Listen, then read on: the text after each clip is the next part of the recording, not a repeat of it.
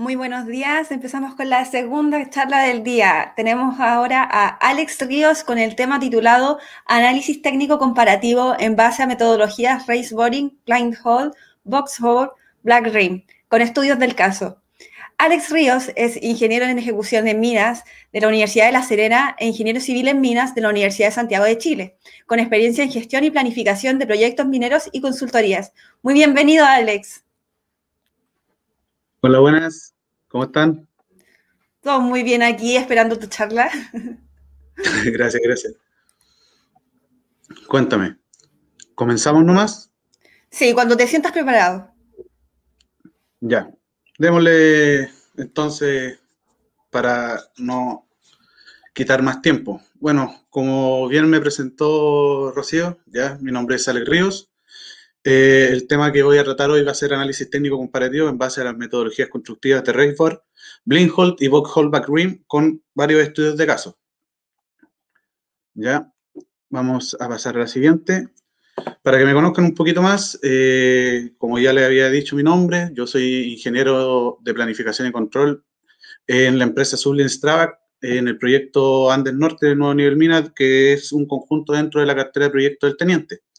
Ya soy ingeniero de ejecución en minas de la Universidad de La Serena, ingeniero civil en minas de la USACH. Tengo más de 5 años de experiencia en minería, llevo ya trabajando más de 2 años dentro de la empresa estatal Codelco.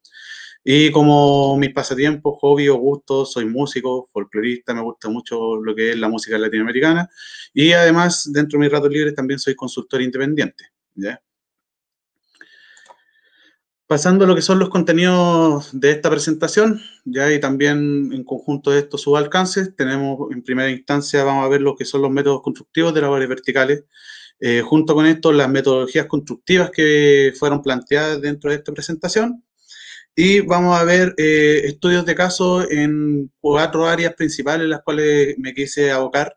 Ya las que más se van a arraigar ahí van a ser la geomecánica y la parte operacional, pero también ver un poco lo que son la base de diseño en lo que es planificación y lo que es un estudio comparativo con una matriz de riesgo en lo que es la base de seguridad. ¿Ya? Como alcance todo esto va a ser relacionado de acuerdo a lo que son el método de explotación block o planescaping, ¿ya? Cosa de que entablemos un poquito más de estas situaciones. Bueno, en lo que son los métodos constructivos, tenemos 3 áreas que se ven ahí, ¿no es cierto? Las construcciones desde niveles superiores, nivel inferior y también construcción por perforación y voladura. Nosotros nos vamos a abocar mucho en lo que es la construcción desde niveles superiores e inferiores, ya tomando en cuenta lo que es Rayford y backrimming, ya en las construcciones de niveles superiores y en las construcciones de niveles inferiores, Blindhole y Boxhole Boring. Ya tomando en cuenta también que existen las construcciones de perforación hidrolavora, como lo que es el método tradicional BCR y el Guasara. Un poquito para que vean las imágenes, se vayan interiorizando de cómo son las construcciones o qué máquinas se ocupan en cada una de estas metodologías, tomando en cuenta que los métodos constructivos de labores verticales sirven mucho para 3 puntos principales que tenemos ahí, que son los puntos de vaciado piques, ya los traspasos de marina, en este caso chimeneas de traspaso desde un nivel superior a uno inferior, y chimeneas de ventilación. ¿Ya? Pasamos en primera instancia a lo que es la excavación minera con base Raceboard. Ya la metodología constructiva netamente va con un tiro piloto que se muestra en la imagen, ¿no es cierto?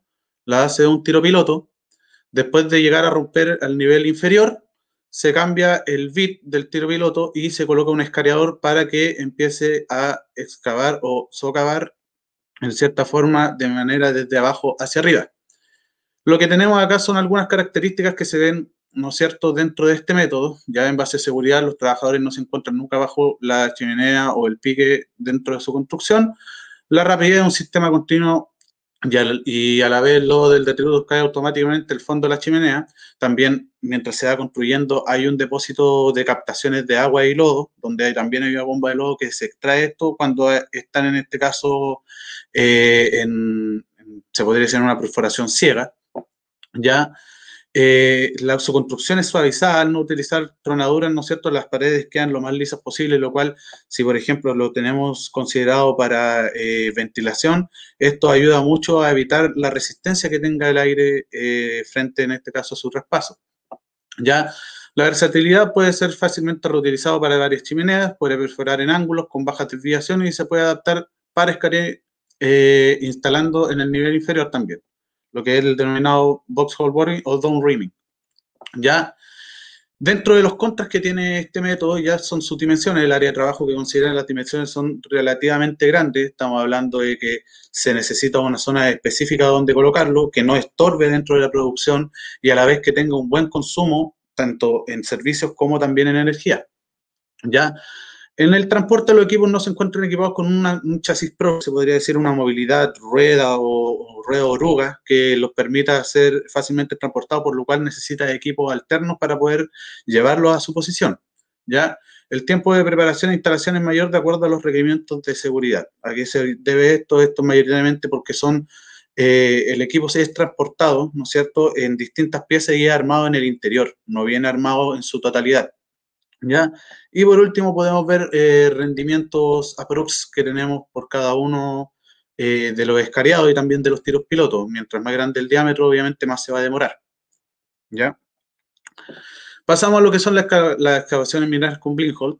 ¿Ya? Las aplicaciones mayoritariamente que se dan acá son para chimeneas de piloto y zanja, ya dentro en este caso de las construcciones de un método block o panel caving.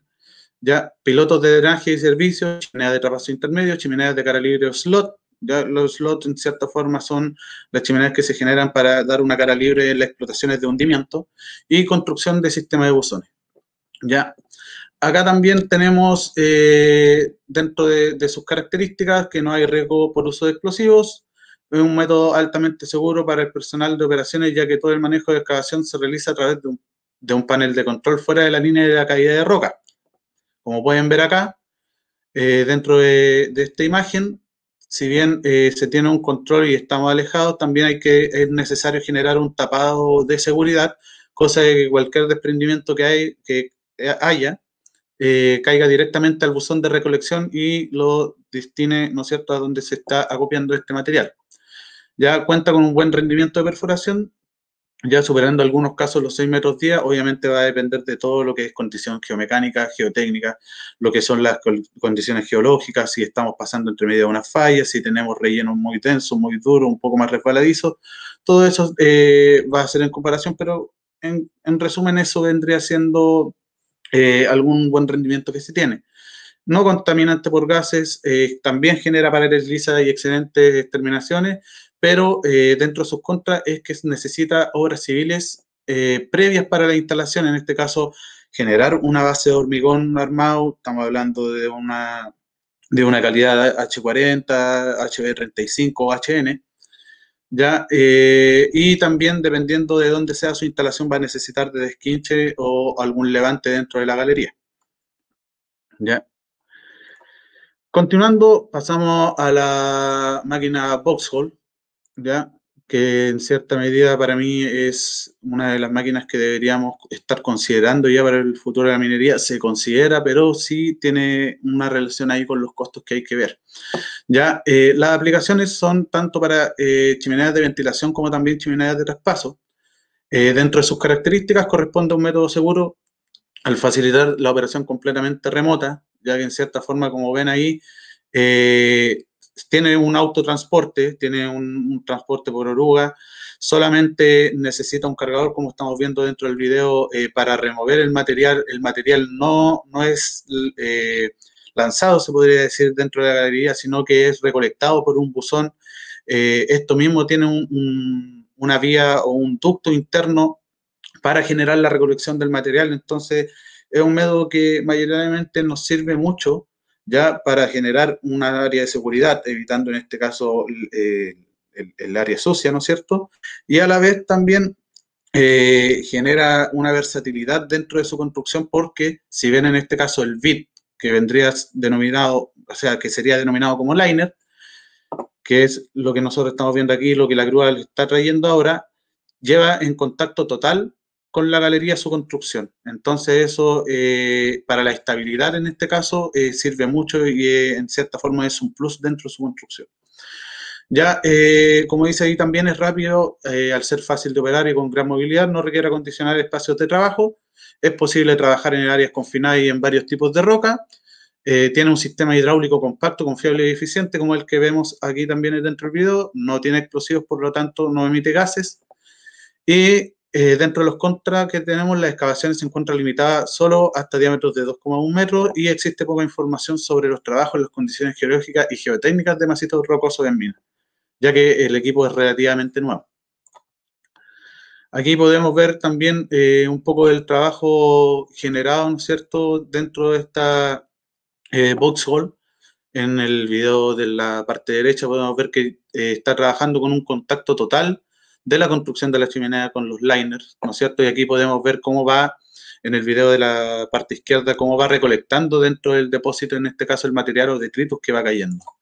Ya ahí están unas fotos generales de cómo va siendo su transporte, ¿no es cierto? La instalación con el monitor de control, ¿ya? Y la forma en que se va extrayendo, depositando los liners para su construcción. Esta metodología es un 2x1. ¿Por qué se denomina 2x1? Porque del box hole pasamos a lo que es el back rim, ¿ya? Y el back rim es la siguiente parte que viene de la construcción de la chimenea y que viene a suplir en este caso la deficiencia que tiene el box hole al momento de su escariado, ¿ya? Como decíamos anteriormente, el escariado máximo que tiene o la perforación máxima son de 2,1 metros, pero al momento de llegar arriba, este es un método de socavación que se tiene en el cual se coloca un escariador inverso, ¿no es cierto?, en la parte superior, y este mismo se va realizando desde arriba hacia abajo. ¿Cuál es la ventaja que nosotros tenemos con esta metodología? Que nosotros podemos, por ejemplo, en métodos de explotación como block caving o panel caving, cuando se necesite blindar los piques, hay una máquina que tiene unos throw jack denominados, que es el equipo en cierta forma que guía los anillos para instalar. Justamente lo que estoy mencionando es la instalación de anillos mientras se va realizando el escariado. Ya esta es la definición de un modelo simple, como estamos viendo en el video, de cómo se van a instalar los anillos, cómo se van colocando el anillo de sacrificio y desde ahí todos los anillos que vienen siendo parte netamente constructiva de las chimeneas o piques de traspaso. Ya, en general, aquí podemos ver el cabezal que tenemos dentro del escariador. Ahí en el video podemos ir viendo cómo se van colocando los anillos.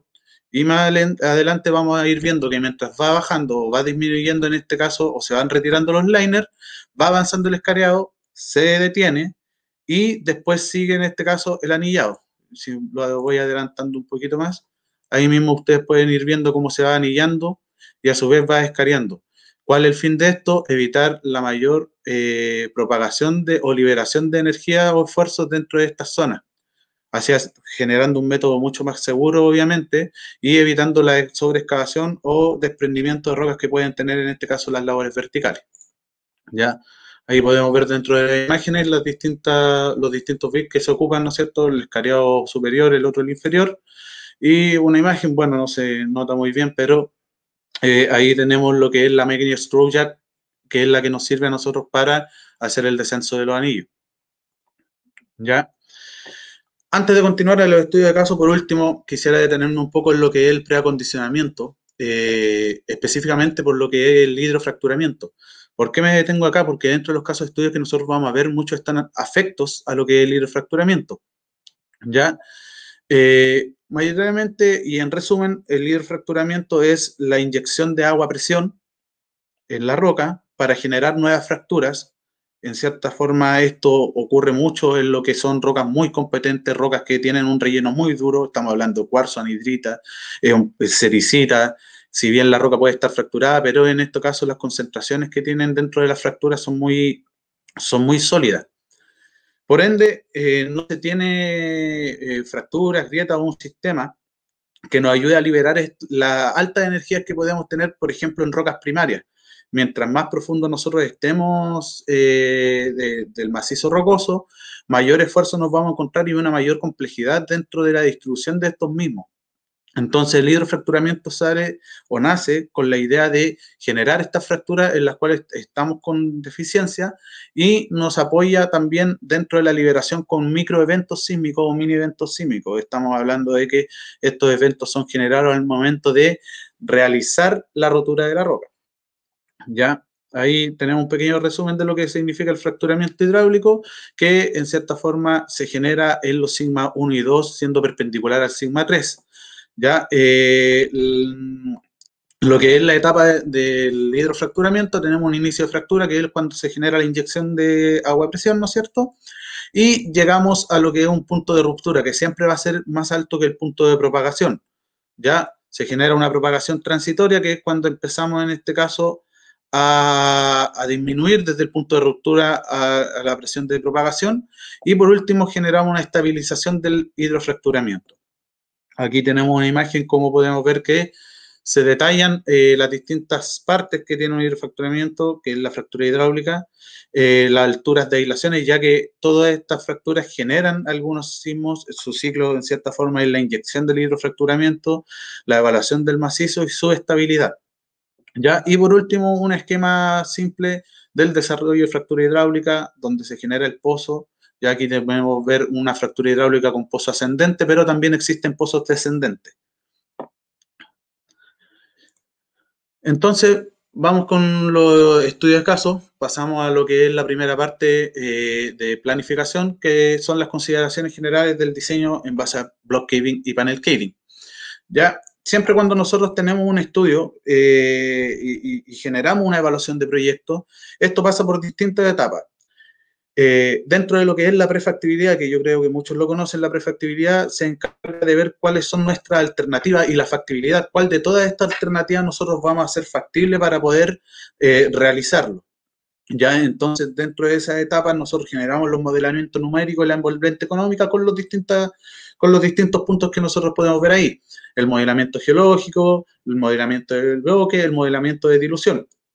Ya dentro de la envolvente económica, todo lo que venga a ser con un factor económico, su valoración, la selección de dónde se va a realizar el método de hundimiento, que en este caso vendría siendo footprint para un block caving o panel caving, la definición de la envolvente económica que nosotros vamos a realizar o vamos a hundir en este caso, ya, y el suavizamiento de las columnas, en este caso de qué es lo que nosotros nos van a soportar, el peso total que nosotros vamos a hundir. Después viene un punto importante, y aquí me detengo un poquito, porque este es el punto esencial que nosotros tenemos para ocupar estas distintas metodologías que recién vimos. Ya tenemos la evaluación del método de panel caving, tenemos la definición de la malla de extracción y la interacción de columnas, pero uno de los puntos también principales es saber qué diseño, dentro de la ingeniería de diseño, ¿no es cierto?, qué diseño nosotros vamos a realizar, y en base a eso, cuáles son las dimensiones de las labores que vamos a ocupar. Y en base a qué, obviamente, las máquinas que nosotros vamos a utilizar. Si es Rayboard, las dimensiones que tiene una Rayboard. Si es Blinkhole, las dimensiones de un Blinkhole. Si es Boxhole, Backrim, qué dimensiones también tiene.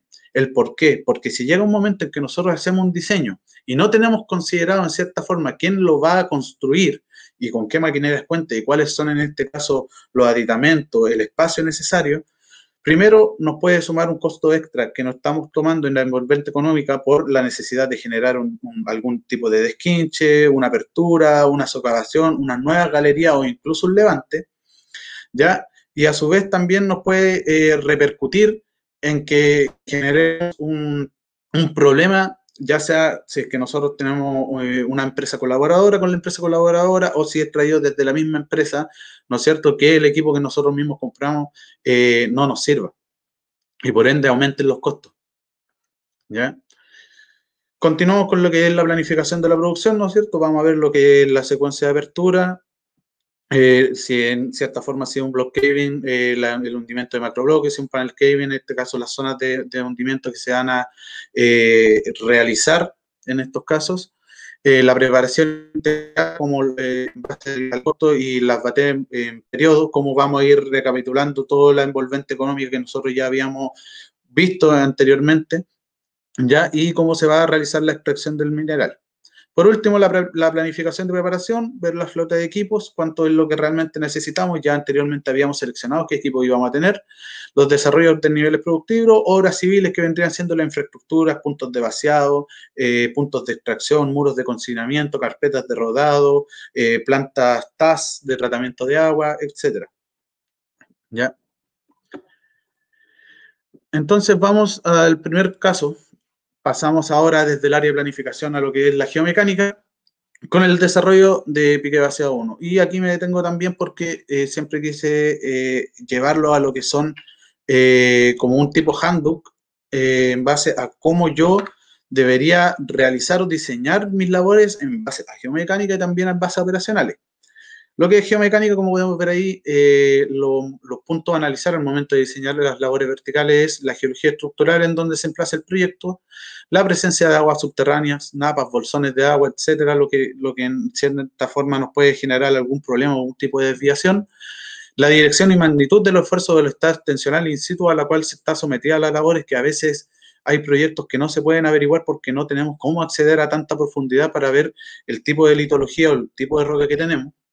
Ya las propiedades físico-mecánicas del macizo rocoso, en donde se realizan las labores, la influencia e interacción con excavaciones adyacentes y la necesidad de aplicación de la fortificación, si es que requiere o no. ¿Ya? Entonces pasamos a lo que tenemos acá, que es nuestro primer pique vaciado. Aquí podemos ver dos imágenes, estos son unas auscultaciones que se hicieron dentro del tiro piloto. Ya dentro de lo que tenemos, también tenemos una imagen 3D donde podemos ver las fallas proyectadas que están más o menos en orientación este-oeste con un buzamiento entre los 70 y 80 grados. El tipo de litología que se encuentra en el sector es CIMET. CIMET, para el que no lo conozca, es el complejo máfico El Teniente, así se denomina, que es un complejo máfico muy grande que está enclaustrado o colocado dentro de esta zona, ¿ya? Pero a su vez, como pueden ver en la auscultación, hay muchas intrusiones de vetillas que forman stopworks. Ya la estructura se proyectan a través de toda la zona a excavar y se proyectan desde el nivel de producción hasta el nivel de transporte. Para la construcción que se tuvo dentro de este pique vaciado, se vieron muchos problemas dentro de su construcción. Ya se vieron desprendimientos de bloques con colpas de gran tamaño, en este caso tamaño considerado. Ya también se generó una sobreexcavación que llegó a ser aproximadamente de 15 metros, como podemos ver en la parte derecha. Ese es el diseño, ¿no es cierto?, el pique teórico, y esa es la sobreexcavación que se nos generó en este caso dentro de la sección. Aquí podemos ver, en cierta forma, la sobreexcavación 3D que tenemos. Ya dentro también de su construcción se tuvo alza sísmica y registro de eventos de magnitudes sobre los 0 en escala de magnitud de momento, con un máximo de 0,6. También se vio dentro de la galería un agrietamiento de choque en zonas de punto de vaciado en el nivel de producción. ¿Cuál es la salvedad que tenemos aquí? Es que este sector no estaba con hidrofracturamiento, no teníamos un sector donde podríamos generar una liberación de energía. Por ende, lo que ocurrió fue que la energía se libera en el pique. Se libera en el pique de traspaso que nosotros estamos realizando. ¿Y esto por qué? Porque como no tengo otra zona de liberación, mi zona de liberación va a ser la más débil. Y la más débil, obviamente, es esta construcción que se está realizando. Ya. Entonces, como dice ahí, a partir del análisis realizado, la hipótesis causal de la inestabilidad manifestada se da por la alta anisotropía de esfuerzos que se encontraron en los sectores, ya que en este caso se encontró una razón de esfuerzo mayor a 3, que eso estamos hablando de una razón de esfuerzo muy grande. La condición desfavorable estructural que se tuvo, que es lo que estamos aplicando anteriormente, que son los stockwork que se generaron entre medio de esta litología CIMET, y la metodología constructiva sin posibilidad de soporte preliminar en las paredes de excavación. Y esto es un punto muy importante que vamos a discutir más adelante. Ya, ahí podemos ver más o menos el comportamiento que se tuvo, ¿no es cierto?, dentro de la excavación. Pasamos a un segundo punto, ya, de labores verticales, el desarrollo de un segundo punto de vaciado o pique vaciado. Aquí tenemos un poquito más de información, en donde podemos ver una red estereográfica, donde tenemos una concentración o 3 puntos de concentración, pero la primordial, el punto número 1 de polos de estructuras, ¿ya? Entonces estas concentraciones me dicen que ese punto general tengo un set estructural muy amplio, muy denso, ¿ya? Y esto nos da a considerar, también por el ángulo que nos muestra en este punto, que puede cruzar literalmente casi todo el pique de traspaso en forma vertical. Ya ahí tenemos las orientaciones preferenciales en las cuales nos indican dónde podemos verificar que nos pueda generar algún tipo de sobreexcavación. Ya tenemos una vista longitudinal. Explicativamente acá también se denota que hay una zona de hidrofracturamiento y esto es lo importante. ¿Por qué? Porque gracias a esta zona de hidrofracturamiento se tiene una variabilidad o un rango esperado de baja de detritus, ¿no es cierto?, de un 15 a 20%. Esto quiere decir que la sobreexcavación que se está esperando da dentro de los parámetros generales, ¿ya? No da un parámetro mayor como se vio en la exposición anterior. Como dato también tenemos que el avance máximo del escariado por turno fue de 1,8 metros y el avance máximo del escariado por día fue de 3,6 aproximadamente. Aquí podemos ver más o menos el programa de escariado que se tenía. Ya sí tuvo algún cierto retraso, pero los retrasos mayoritariamente no se dieron por su excavación. Se cumplió la base de excavación. Acá podemos ver una imagen interna por la lateral del pique entre el anillado, ¿no es cierto?, y el macizo rocoso, donde se da en esta zona un fracturamiento hidráulico que se dio, pero a la vez nosotros podemos verificar que este mismo fracturamiento genera un poco de salvanda, ¿no es cierto?, que se denomina a esta molienda que se genera entre medio de las fallas, ¿ya? Y a su vez algún tipo de desprendimiento. Aquí podemos ver la socavación que se pudo generar, pero en cierta forma no fue más allá de lo que se esperaba en base a esta construcción, ¿ya? Como podemos ver acá, tenemos un análisis de eventos o microeventos sísmicos que se nos empezaron a generar. Estos eventos no superaban, estaban más o menos en el orden del menos 1,3 y menos 0,4 en escala de momento, ¿ya? Y solamente teniendo un evento sísmico sobre cero, ya en la cota 1850, donde también estamos teniendo un traspaso dentro de un contacto de una falla principal. Ya ahí podemos ver en el video más o menos cómo estaba la estructura en el sector, pero algo totalmente esperable. Ya. Pasamos al ámbito operacional, en el tercer pique vaciado, ya. Acá también tengo ciertas consideraciones que me gustaría compartir con ustedes, en las cuales sugerencia al tener para la construcción, ¿no es cierto?, en base a estos aspectos. Tenemos primeramente los parámetros de excavación definidos acorde con la información técnica del diseño del equipo a utilizar, que se tendría que generar un diseño técnico estructural. ¿A qué me refiero yo con un diseño técnico estructural? Que el personal esté capacitado tanto con la información geológica y geotécnica, como también la información que se quiere realizar, ¿no es cierto?, al momento de hacer el pique. ¿Por qué? Yo puedo tener dos tipos de roca en este caso. Por ejemplo, abajo puedo tener una diorita y arriba puedo tener un pórfido dacítico. ¿Cuál es la salvedad de estas dos? Que ambas rocas se comportan distintos. O puedo tener una diorita y una brecha para hacer la diferencia. ¿Ya? La diorita es una roca muy dura, ¿ya? No es tan dúctil.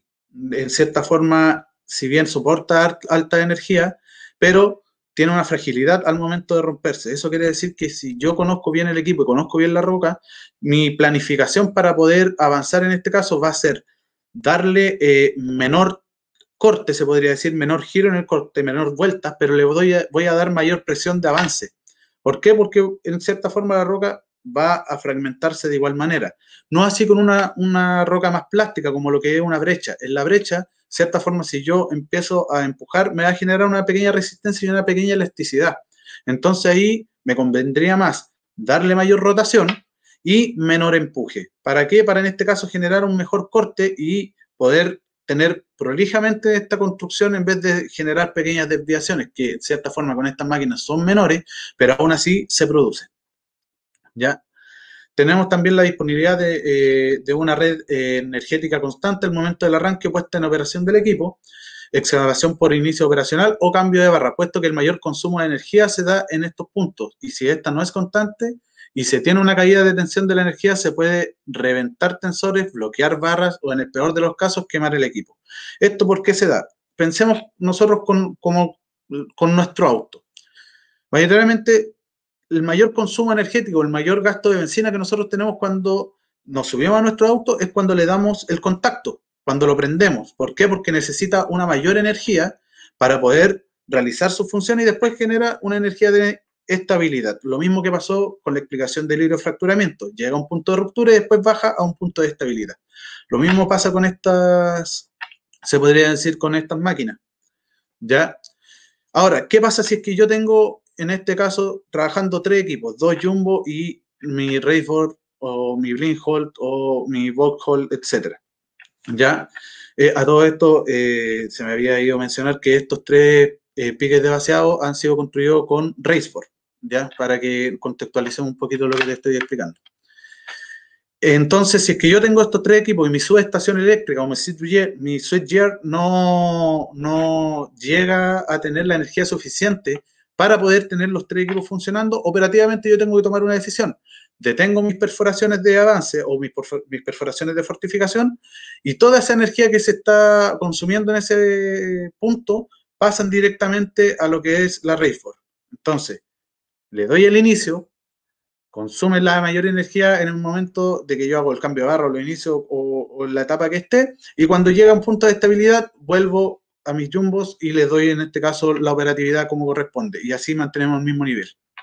¿Ya? También la idea es tener la disponibilidad de servicio y maquinarias de apoyo para la limpieza de detritos residuales, tapados provisorios, piques, drenaje, armados de buceo, etc. Tener la mano de obra especializada que operará la máquina y las piezas de maquinaria con diseño específico acorde a la información técnica geológica, cortadores especiales, anillos de seguridad, cabezal de punta, entre otros. Y este es un punto esencial porque de este punto vamos a hablar ahora a continuación. ¿Ya? Aquí tenemos dentro del desarrollo del pique vaciado número 3, ¿no es cierto?, las mismas cantidades de información. Aquí nos presentan un UCS en Siemens de 135 megapascales y en brecha anhidrítica 147 megapascales, una zona realizada de FH, ya demarcado también donde están las zonas de falla, y por el otro lado podemos ver el tipo de litología donde tenemos en este caso las fallas principales, los rellenos tardimagmáticos, los hidrotermales principales y los hidrotermales tardíos. Ya, como se ve en ambos sectores, este es el sector superior y este es el sector inferior, presentan distintas fallas principales y también distintos rellenos, se podría decir. Estamos hablando de que tenemos una mayor cantidad de relleno o generación de stockwork en el nivel superior que en el inferior, pero en el inferior tenemos mayor cantidad de presencia de fallas principales. ¿Ya? Entonces, nosotros tenemos visto acá la planificación o el desarrollo general que se quería realizar dentro de los desarrollos verticales con este pique. ¿Ya? Pero nos ocurrió en cierta forma un percance en el cual llegamos aproximadamente, o se llegó aproximadamente a quedar 10 metros de pilar entre lo que es el brocal del pique, ¿no es cierto?, y donde se encontraba el escarior, ¿ya? Y después de eso, ¿cómo se llama? No siguió avanzando. Como no siguió avanzando, nos preguntamos qué pasó. Se genera una ocultación y nos dimos cuenta que en este caso las brocas, se podría decir, o las piñas cortadoras, no tenían filo, y al no tener filo no cortaban. Por así se siguió más o menos uno o 2 días, al final que se tomó la decisión, ¿no es cierto?, de aplicar un BCR convencional, ¿ya? Para dar un poco más de información, aquí también tenemos los desarrollos del tiro de ocultación realizado al tiro piloto. Ya a lo largo de toda la ocultación del tiro piloto se observa una litología tipo Siemens. Existen algunos sectores brechizados, estos son puntuales. Se observan fallas cuyo relleno principalmente es de yeso, anhidrita, tenemos un poco de bornita, tenemos molibdeno, algunos carbónicos, alcopirita. ¿Ya? Y a partir de los 8 metros aproximadamente desde el collar hacia la profundidad se observa sectores con goteo principalmente a través de planos subhorizontales. Y esto se visualiza en cierta forma, puede ser por alguna intrusión, algún fluido subterráneo o incluso por el mismo hidrofracturamiento que contiene en estos casos, se podría decir, parte del agua que quedó por el fracturamiento. ¿Ya? Ese fue el diagrama utilizado y acá podemos ver una vista de elevación y de planta de cómo está, fue generado o la zona que quedó después de la primera tronadura. ¿Ya? Se generó un tipo de cuello de botella, lo cual nos dio un dato para poder generar una segunda tronadura. Se utilizaron los mismos pozos que se habían perforado, se utilizaron Softtron en los puntos centrales, obviamente, para mantener un control, se podría decir, de la carga columnar, y se colocaron tiros de precorte para mantener la forma de la construcción del anillo que se quería realizar. ¿Ya? Al final todo esto nos conllevó un atraso más o menos de 2 a 3 meses, entonces también el tener un equipo operacionalmente activo o operacionalmente diseñado de acuerdo a las actividades geotécnicas, geológicas, es sumamente importante para evitar en este caso este tipo de atrasos, porque obviamente todo atraso suma costo económico. También dentro del operacional tenemos, ya pasando a la siguiente máquina, ¿no es cierto?, una Blindhole, ya donde aquí estamos haciendo una chimenea de traspaso de marina, desde un nivel superior a un nivel inferior.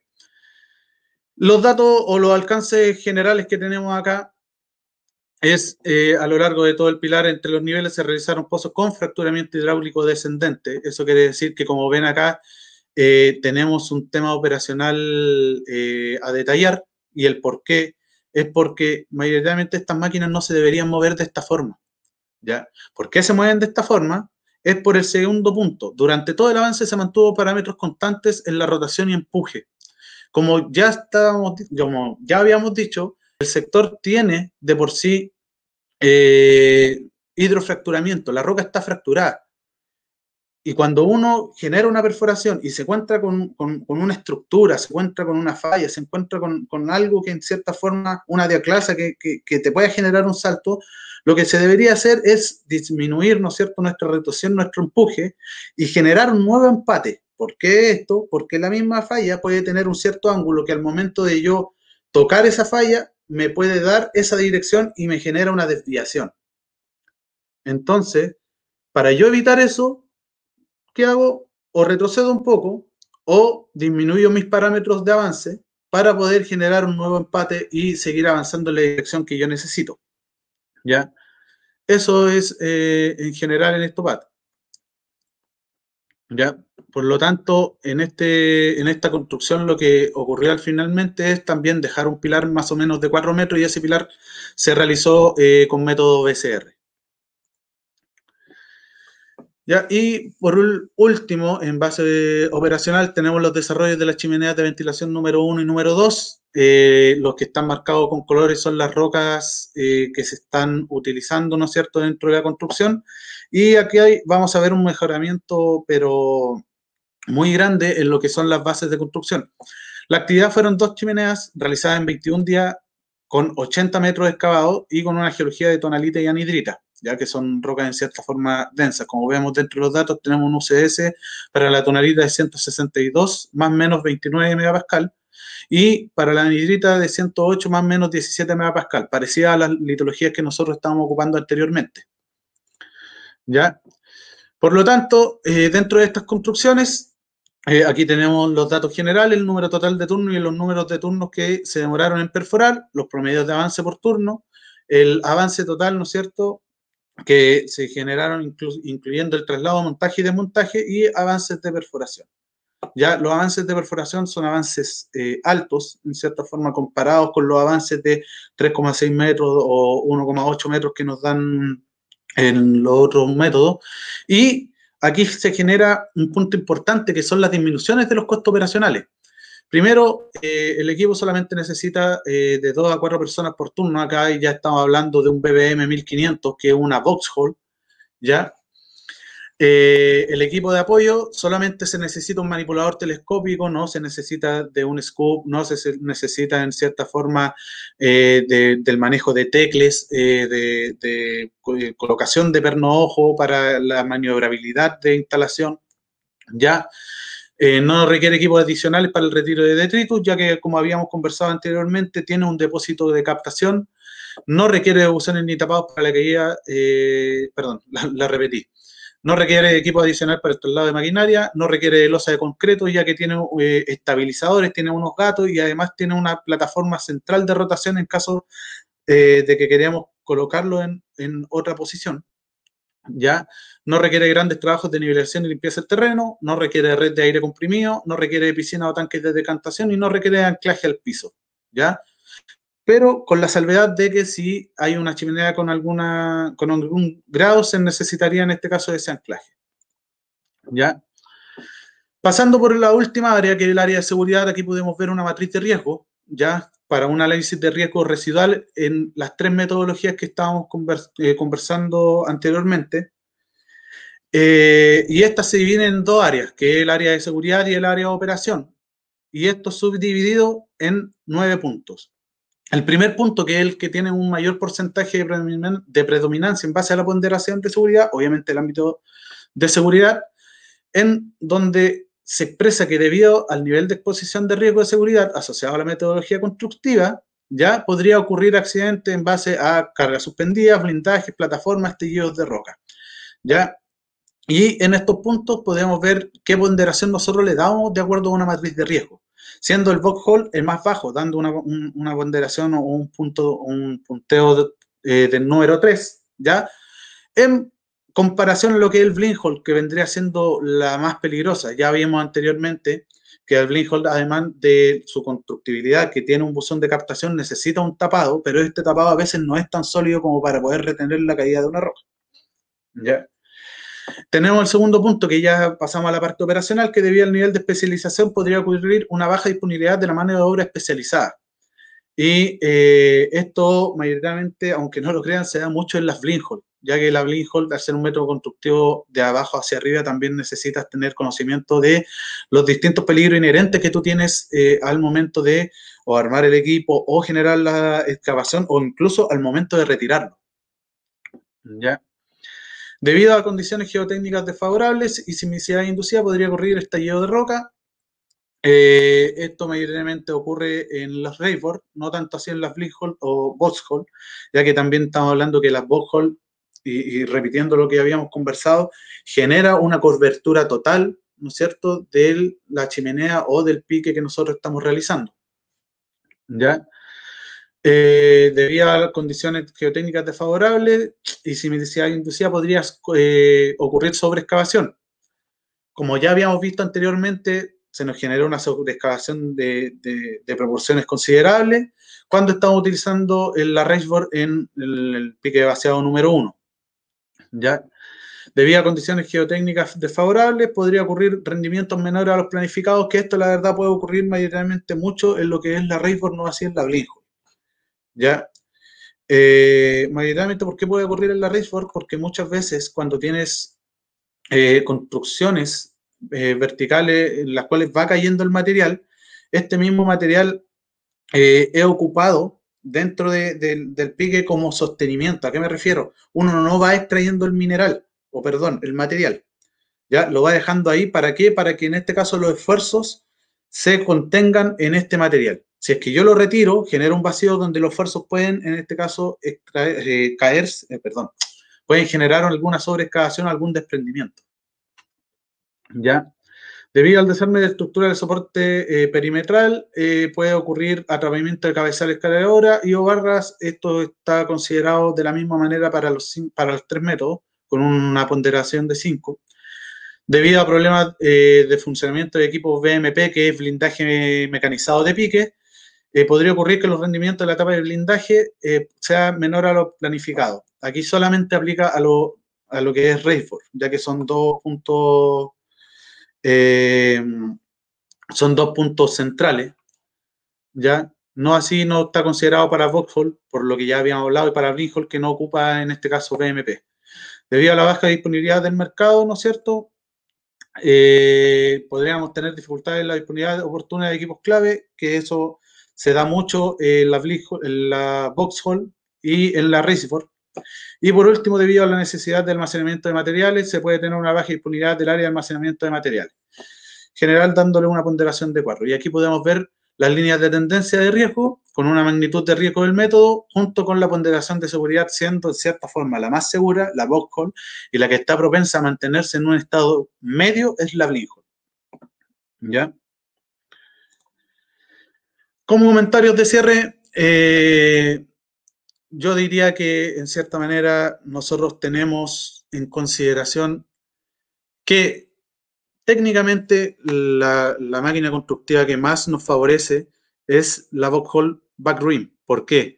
Tanto por su soporte como también el método constructivo, la seguridad que le da al personal, su transporte, la instalación que tiene, ya que no se demora mucho en instalarse, no necesita de partes externas de otras áreas que les vengan a apoyar, ¿ya? Pero en segunda manera, o en segundo ámbito, se tendría que considerar también que estos generan un costo muy alto, ¿ya? No tocamos costos acá porque al momento de tocar los costos, primero, es un punto muy sensible, y segundo, la presentación se alargaría, digamos, no sé, 3 horas, ¿ya?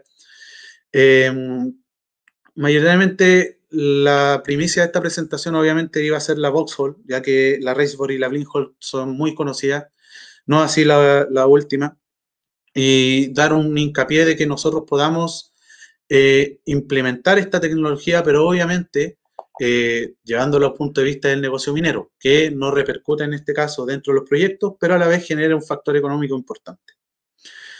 Eso sería, y doy las gracias por su asistencia.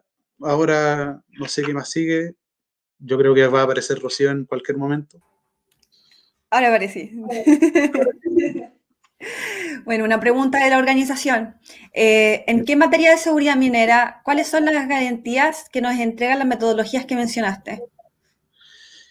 En materia de seguridad minera, las garantías que entregan en cierta forma las metodologías son básicamente, más que ligadas a la metodología misma, también a la capacitación del personal para utilizar estas tecnologías. ¿Por qué? Porque no, por ejemplo, una persona inexperta, pongamos en mi caso, yo conozco su funcionamiento, pero no sé cómo operarla. Si no sé cómo operarla, puedo generar yo el factor de riesgo importante. Lo demás va a ser netamente a factores de riesgo que se puedan generar tanto por condiciones estructurales como por la geología, por sectores netamente tales como no sé, fallas predominantes. Pero el equipo, de cierta forma, son diseñados, ¿no es cierto? Por lo menos con las bases técnicas que nosotros manejamos, son diseñados con un poco más de seguridad en base a sus presiones. Por ejemplo, flexibles en base a presiones mucho más altas de las que ocupa el equipo.